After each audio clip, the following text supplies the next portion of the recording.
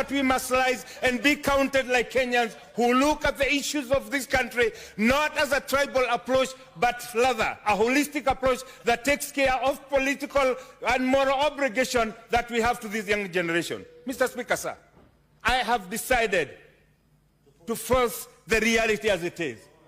Somebody has said the survival of the Mulima depends on one person. I want to collect that assertion. The survival of Mulima depends on our able and ability to integrate with every person in this country, regardless of where they've been. That is the true position, and that is what we must tell everybody. Correct. This is the light of Mr. Speaker, sir, that we now move forward unified towards regional, towards world integration in the whole of Africa. Yeah. I was in Angola the other day, Mr. Speaker, sir. I realized the potential that we have to do business in that country is huge. It cannot be, and it is not acceptable. At this time when everybody is moving towards making regional blocks, towards moving people together like the EU, like the United States, somebody is telling us, usichiguze Mlima. Mr. Speaker, sir, that is not only outdated, it is retrogressive, and it must be condemned in the highest and the hardest political terms as possible. Tomorrow belongs to a future generation, and we have a political and moral obligation to ensure that we bring Kenya together, because Kenya cannot stand in and divided into tribal cocoons. Mr. Speaker, sir, I also want to thank those who stood with Raila Amolo Odinga, not because he's a Luo, not because he's a Kenyan, because he's a statesman who has the political experience and exposure to see things in a broader perspective.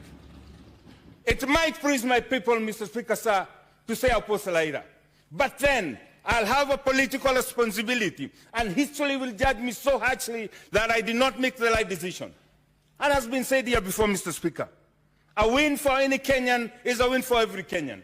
We must now rise beyond petty tribal politics and say the problems that we face in this country are not tribal problems. They are problems that we can only solve as a unified country. As I wind up, Mr. Speaker, to give my colleagues an opportunity, I would want to take this opportunity to apologize to the MAA community. I had my governor made very retrogressive comments about them not wearing surualis. Mr. Speaker, I heard even say, it is not what you do, it is who you follow. I want to put the record straight. It is what you do in terms of development. If you bring development to us, if you bring meaningful change to us, then we'll stand with you. It is the high time that we say this country is greater than any one of us, and we say united we stand in this country. We must fight for African integration, we must fight for globalization, and we make sure that Kenya is an integral part of that, not being put in ethnical balkanization, because that is outdated politics. Mr. Speaker, sir, I support. Thank you. Next is Senator Onyonka Richard.